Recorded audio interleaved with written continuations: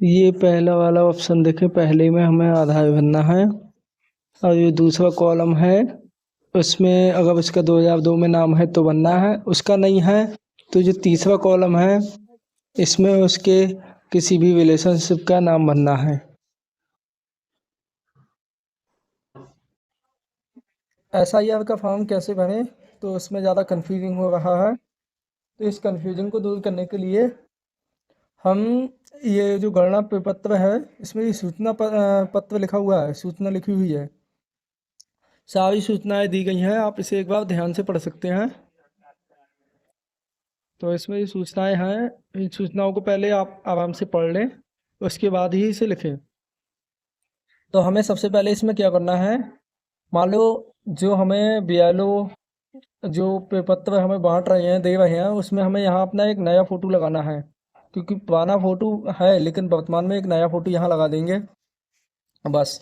उसके बाद में हमारा ये डेट ऑफ बर्थ वाला है, जन्म तिथि, तो यहाँ जन्म तिथि हम वो लिखेंगे जो हमारे सभी कागजों में ठीक है, जो हाई स्कूल की मार्कशीट हो या आधार हो, जिसमें हमारी डेट ऑफ बर्थ एकदम सही है, हम वो यहाँ देंगे। आधार वैकल्पिक में है, मतलब आधार को केवल हम यहाँ मुख्य रूप से नहीं लिया गया, केवल इसे ऑप्शन ओनली लिया गया है, तो यहाँ आधार नंबर डालेंगे हम। मोबाइल नंबर यहाँ डालना है, जो हमारा इसमें चालू मोबाइल नंबर है वो डालना है। अब ये कोई है तो इनके जैसे मान लो ये किसी का है तो इसमें इनके पिता का नाम, तो यहाँ पिता का नाम देना है। उसके बाद में पिता का अगर ईपिक संख्या है, मतलब जो हमारी जो उसमें कोने पे एक नंबर दिया हुआ होता है, ईपिक SHG इस तरीके से दिया हुआ होता है, वो हम यहाँ लिख देंगे। मान लो किसी का SHG 10 68 15 6 इस तरीके से कुछ है तो वो डाल देंगे।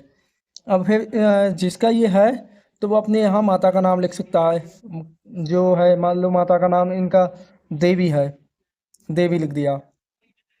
उसके बाद माता की जो संख्या है, तो माता की संख्या SHG 10 68 155, ये माता की हो गई मान लो। उसके बाद में अगर ये इनकी शादी है, शादीशुदा है, तो यहाँ अपनी पत्नी का नाम डाल सकते हैं। शादी नहीं हुई भी है तो इसे ऐसे ही छोड़ सकते हैं। अब मुख्य रूप से बात आती है कि अगर जैसे ये दिया गया है कि पिछले SIR की मतदाता सूची में मतदाता का विवरण, तो इसमें निर्वाचक का नाम डालना है। मान लो यही डेट ऑफ बर्थ 1980 होती, 1980 होती, अगर यही डेट ऑफ बर्थ 1980 होती तो यहाँ हम देख सकते थे। तो अगर मान लो इनका 2002 में डाटा था, 2002 में अगर इनका नाम था 2 में या 3 में, तो यहाँ इनका नाम हम मान लो लिख सकते थे, अगर था तो। अगर इनका था तो यहाँ इनका नाम लिखते, और ईपिक संख्या उस समय अगर जारी की गई थी तो लिख सकते थे, नहीं थी तो इसे हम खाली छोड़ देंगे। और ये आ गया संबंधी का नाम, तो इसमें इनके पिता का नाम डालेंगे, संबंध तो यहाँ हम पिता कर देंगे। और उसके बाद में अपने ज़िला, जो भी आपका ज़िला लगता है 2002 में या वर्तमान में जो ज़िला था उस समय, वो हम डाल देंगे यहाँ। तो ज़िला डाल दिया। अब उसके बाद में राज्य अपना उत्तर प्रदेश, ये हमने यहाँ डाल दिया। अब हम यहाँ डालेंगे विधानसभा क्षेत्र, जो 2002 की सूची में जो विधानसभा थी उसी विधानसभा की यहाँ संख्या डालना है हमें, और नाम लिखना है उसकी। और यहाँ विधानसभा की संख्या और यहाँ भाग संख्या मान लो 158 डाल दी, 58 है। और इसका जो 2002 में जो वोट था 2003 में जिस संख्या पे था वो संख्या यहाँ लिख देंगे। मान लो जैसे 680 है तो 680 पे डाल दिया। विधानसभा मान लो 46 है तो 46 लिख दिया यहाँ।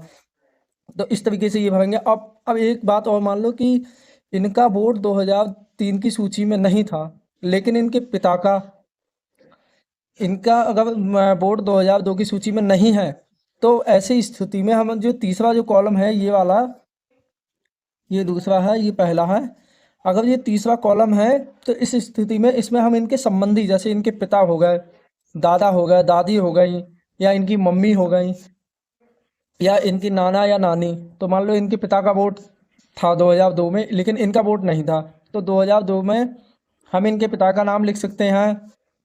इनके पिता का नाम मान लो लिख दिया हमने, उस समय था। और उनकी अगर ईपिक संख्या जो EPC है, PIS जो थी तो वो लिख सकते हैं, और नहीं थी तो कोई बात नहीं है। अब यहाँ आएगा इनके पिता का नाम, मतलब अगर इनके पिता थे तो उनके दादा का नाम पड़ जाएगा यहाँ संबंधी का, मतलब पिता के पिता का नाम यहाँ संबंधी में पड़ गया। और संबंध क्या था तो यहाँ लिख देंगे हम, अगर इनके पिता हैं तो यहाँ पिता कर देंगे, दादा थे तो यहाँ कर देंगे पिता और दादा करके। तो उसके बाद में यहाँ यहाँ डालेंगे हम जिला, उस समय जो जिला था जिला डालेंगे और उत्तर प्रदेश कर देंगे। उसके बाद विधानसभा क्षेत्र जो भी लगती है, मान लो उस समय इनके पिता की विधानसभा क्षेत्र 46 थी तो 46 लिख के इसके अगले विधानसभा का नाम 46 यहाँ लिख देंगे, भाग संख्या 158 कर देंगे। और 158 करने के बाद में क्रम संख्या जो है जो भी है वो यहाँ क्रम संख्या डाल देंगे, जैसे 516 है।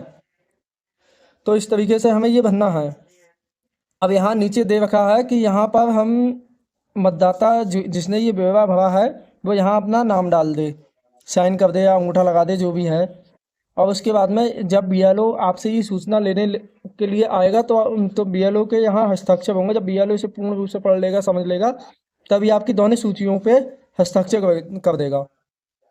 तो ऐसे ही आपको दो सूची मिलेंगी, एक सूची आप अपने पास रखेंगे, एक आप बीएलओ को वापस कर देंगे।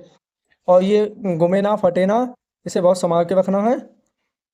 और शायद आपको मेरे द्वारा दी गई जानकारी अच्छी लगी होगी।